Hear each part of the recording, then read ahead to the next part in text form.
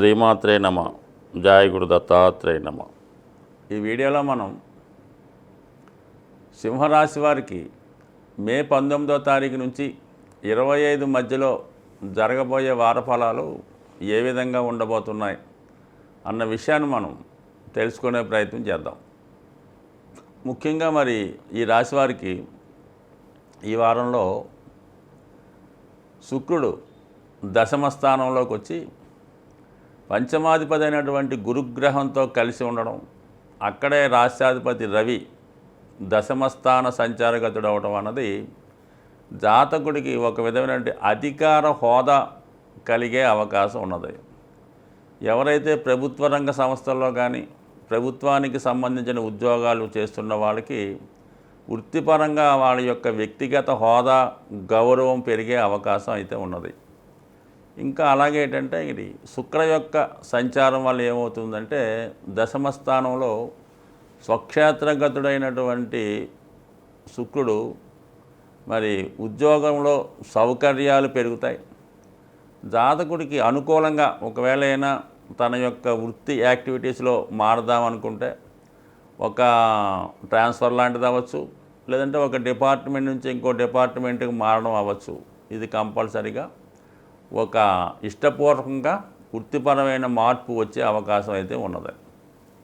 ఇక అలాగే ఇది స్త్రీలకి చాలా అనుకూలంగా ఉంటుంది. ఈ రాశిలో ఉన్నటువంటి స్త్రీలకి దశమ స్థానంలో శుక్రగ్రహ సంచారం, రవిగ్రహ సంచారం వల్ల ఏంటంటే వాళ్ళకి ఉద్యోగ ప్రయత్నాలు చేస్తున్న వాళ్ళకి నూతన ఉపాధి అవకాశాలు లభిస్తాయి. ముఖ్యంగా వీళ్ళకి బ్యాంకింగు, ఫైనాన్సు సంబంధించిన రంగాల్లో ఎవరైతే ఉంటారో వాళ్ళకి అనుకూలమైన పరిస్థితులు రావడం జరుగుతూ ఉంటుంది. మరి ఏదన్నా స్త్రీలు కొత్తగా అయినా వ్యాపారం చేద్దామన్నా, కొత్త కార్యక్రమాలు తలపెడదామన్నా ఈ వారం వీళ్ళకి అనుకూలంగా ఉండదు. సో ఇక్కడ గురువు కూడా దశమంలోకి వచ్చాడు. పంచమం అనేది మన యొక్క టాలెంటు, మనలో ఉన్నటువంటి సామర్థ్యాన్ని చెప్తూ ఉంటుంది. అలాగే పంచమం సంతానాన్ని చెప్తూ ఉంటుంది. ఇంకో విధంగా పూర్వపుణ్యం చెప్తూ ఉంటుంది. అటువంటి పూర్వపుణ్య స్థానాధిపతిగా ఉన్నటువంటి గురువు దశమ స్థానంలోకి వచ్చాడు. ఒక విధంగా అష్టమాధిపతి కూడా దశమ స్థానంలోకి వచ్చాడు. ఇక్కడ రాష్ట్రాధిపతితో కలిశాడు. ఇవన్నీ కూడా జాతకుడికి సడన్గా ఉద్యోగంలో మార్పులు లాంటివి రావచ్చు. ఏదో కారణాల వల్ల ఈ పై అధికారు ఇంకొక ఉన్నత స్థాయి వాళ్ళు సెలవు పెట్టడం వల్ల, వేరే ఇబ్బంది వల్ల వాళ్ళ స్థానంలోకి అనుకోకుండా కొన్ని సందర్భాల్లో డబుల్ ప్రమోషన్ లాంటిది కానీ అధికార హోదా కానీ వచ్చే అవకాశం ఉన్నది. ఏదన్నా మొత్తం మీద ఇది ఒక మంచి పొజిషన్లో ఈ స్పెషల్ స్టేటస్లో ఈ గ్రహాలన్నీ కూడా చేరడం జాతకుడికి అనుకూలం. దానికి అనుకూలంగా ధనాధిపతి భాగ్యస్థానంలో సంచరిస్తున్నాడు. అంటే ఒక విధంగా ఆర్థిక పరమైన హోదా పెరుగుతుంది, కుటుంబం పరమైనటువంటి గౌరవం పెరిగే అవకాశం కూడా ఉంటుంది. సో మరి అలాగే అనుకోకుండా చిన్న చిన్న ప్రయాణాలు చేయవలసి రావడం ఉంటుంది. అలాగే మీ కుటుంబ సభ్యుల్లో ఒకరికి అది విద్య నిమిత్తమో, ఉద్యోగ నిమిత్తమో, వివాహ కారణాల వల్ల కొంత విదేశం కానీ దూర ప్రాంతం కానీ వెళ్ళే అవకాశం ఉంది. అంటే కొంత విధంగా ఈ కుటుంబ సభ్యులు దూర ప్రాంతం వెళ్ళడం కానీ, టెంపరీగా ఎడబాటు, ఒక విధంగా భార్యాభర్తల మధ్య కూడా మరి భార్యకో భర్తకో వేరే చోట ఉద్యోగ ప్రయత్నం వల్ల కానీ వేరే కారణాల వల్ల టెంపరీ ఎడబాటు మరి ఈ వారంలో వచ్చే అవకాశం ఉంది. దానికి సప్తంలో ఉన్నటువంటి శని భగవానుడు కూడా కొంతవరకు ఇండికేట్ చేయడం. ఇంకా స్పెషల్గా ఏంటంటే ఆ శని భగవానుడు కూడా పూర్వభాద్ర నక్షత్రంలోకి మారడం వల్ల మరి ఈ విధంగా జీవిత భాగస్వామి యొక్క హోదా పెరగడం కానీ వాళ్ళ యొక్క అభివృద్ధి కానీ చాలా బిజీగా ఉండడం జరిగే అవకాశం ఉంది. ఇది ముఖ్యంగా రాజకీయ రంగంలో ఉన్న వాళ్ళకి మరి మంచి వార్తలు ఈ వారంలో వినడం, కొన్ని విజయ అవకాశాలు మీకు లభించడం, అది మీకు కావచ్చు, మీరు నమ్ముకున్నటువంటి పార్టీ కావచ్చు, మీరు చేస్తున్నటువంటి సేవలకు తగిన గుర్తింపుగా ఆ పార్టీ నెగ్గే అవకాశాలు కానీ అందులో మీకు విజయం రావచ్చు. సో విజయాపజయాలు సంబంధం లేకపోయినా మీ వరకు వ్యక్తిగతంగా మంచి గుర్తింపు రావడం జరిగింది. సో ఇవన్నీ అనుకూలంగా ఉన్నప్పుడు కూడా అష్టమ స్థాన సంచారంలో ఉన్నటువంటి కుజరాహులు మరి కొంతవరకు జాతకులు జాగ్రత్తగా వ్యవహరించవలసినటువంటి అవయం. అనుకోకుండా ప్రమాదాలు జరగడం కానీ, నిందలు రావడం కానీ, ఏదైనా బ్లేమ్స్ రావడం కానీ, అపవాదులు రావడం కానీ జరిగే అవకాశం ఉంది. సో అలాగే అనుకోకుండా ఇతరులు చేసిన తప్పులకి మీరు బలి కావలసి రావడం, ఏదన్నా చాలా కాలంగా ఏదో రహస్యంగా ఉందాం అనుకున్నటువంటి బయటపడడం, బురద జల్లే కార్యక్రమాలు జరుగుతుంటాయి కాబట్టి సాధ్యమైనంత వరకు ఇటువంటి వివాదాలకు వెళ్లకుండా ఉండడం మంచిది.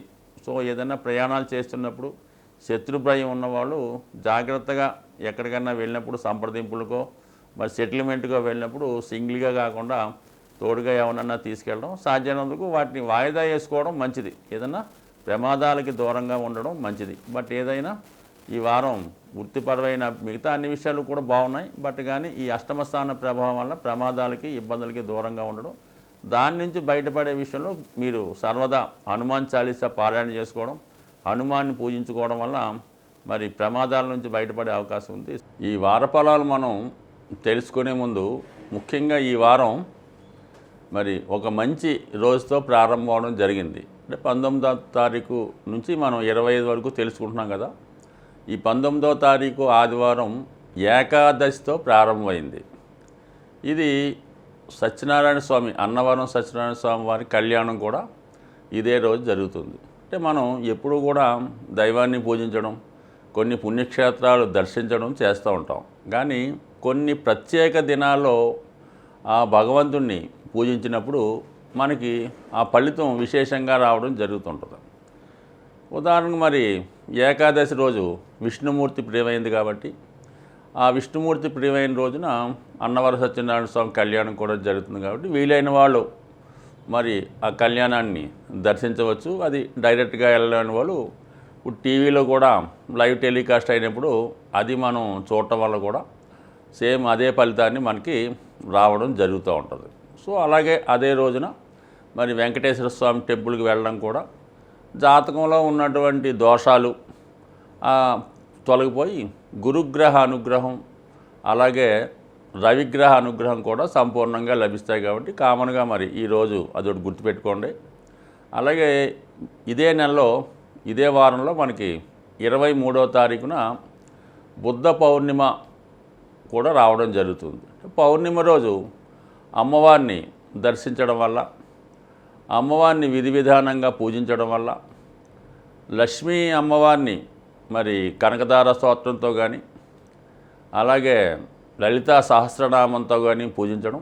వీలున్న వాళ్ళు సాయంకాలం దాకా ఉపవాసం ఉండి మరి చంద్రుడు వచ్చిన తర్వాత అమ్మవారికి పాయసం నైవేద్యంగా పెట్టి మరి లలితా సహస్రనామాన్నో కనకదార స్తోత్రాన్నో పారాయణ చేయడం వల్ల వివాహంలో ఉన్నటువంటి దోషాలు తొలగుతాయి. అలాగే వివాహం కొరకు ఎదురు చూస్తున్నటువంటి అమ్మాయిలకి వివాహం తొందరగా జరిగే అవకాశం ఉంటుంది. ఇది కూడా మంచిది. బట్ అదే రోజున మనకి అన్నమయ్య జయంతి కూడా రావడం జరుగుతుంది.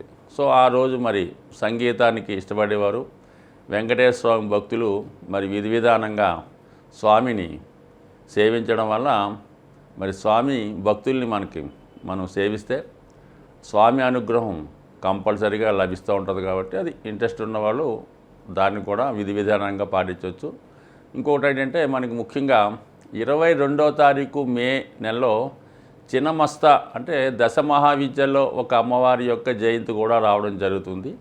ఎవరైతే రాహు కేతు గ్రహాల యొక్క బాధలు ఇబ్బందులు ఎదుర్కొన్నారో వాళ్ళు ఆ రోజు ఈ అమ్మవారిని విధి విధానంగా పూజించడం వల్ల అన్నిటికీ ప్రతిరూపమైనటువంటి కనకదుర్గ అమ్మవారి ఆలయ దర్శనం వల్ల కూడా మీకు ఆ రోజు మంచి జరిగే అవకాశం ఉంది. మరొక ముఖ్యమైన విషయం ఏంటంటే సరిగ్గా మళ్ళీ వచ్చే ఆదివారం 26వ తారీఖున సంకటహర చతుర్థి రావడం, అదే రోజు మూలా నక్షత్రం రావడం, ఆదివారం కావడం వల్ల మరి ముందుగానే ప్రిపేర్ అయ్యి ఏ జాతకంలో ఎటువంటి దోషం ఉన్నా కంపల్సరీగా వాళ్ళు రాబోయే 26 మే తారీఖున సంకటహర చతుర్థి రోజు వినాయకుడిని అభిషేకం ద్వారా కానీ హోమం ద్వారా కానీ విధి విధానంగా పూజ చేసుకోవడం వల్ల వీలు కాని వాళ్ళు కేవలం ఈ ఎవరైతే విద్యార్థులు వ్యాపారస్తులు ఉన్నారో వాళ్ళు ఆ రోజు విఘ్నేశ్వరుని గరికతో అర్చించి పూజించడం వల్ల కంపల్సరీగా వాళ్ళకి ఈ నెలలో రాబోయే అన్ని కష్టాలు కూడా తొలగే అవకాశం ఉంటుంది. స్వస్తి.